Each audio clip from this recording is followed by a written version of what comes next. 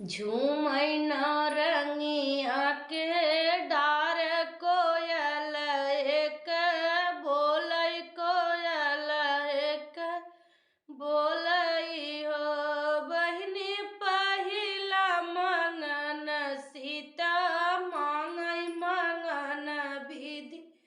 पुरवै मंगन विधि पुरवै हो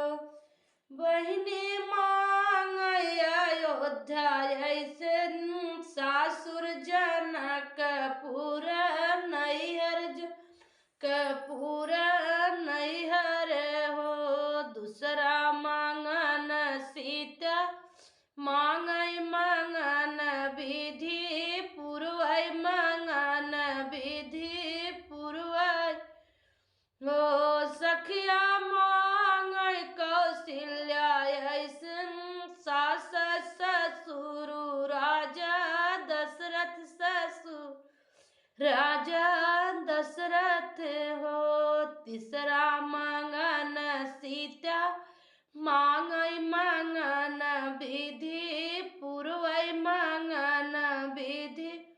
पुरवै हो बहिनी मांगै सुभद्रा ऐसन ननदी ननदोइया राजा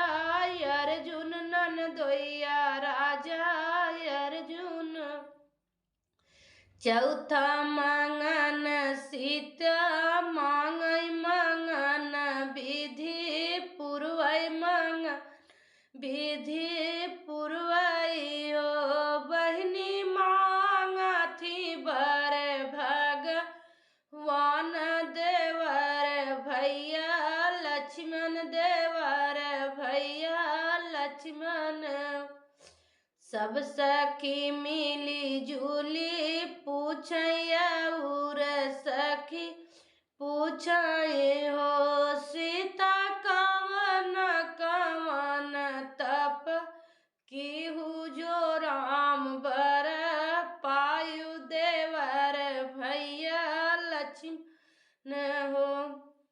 भूखली रहे एकादशिया दुआसिया के पारन दुआसिया के पारन हो बहिनी बरसो मई रहे ऐत वार नमक नाही खाए राम बर पाए देवर भैया लक्ष्मण हो सखिया माघई मास नहाने अगिन नाही तापे अगिन नाही तापे हो सखिया भूखल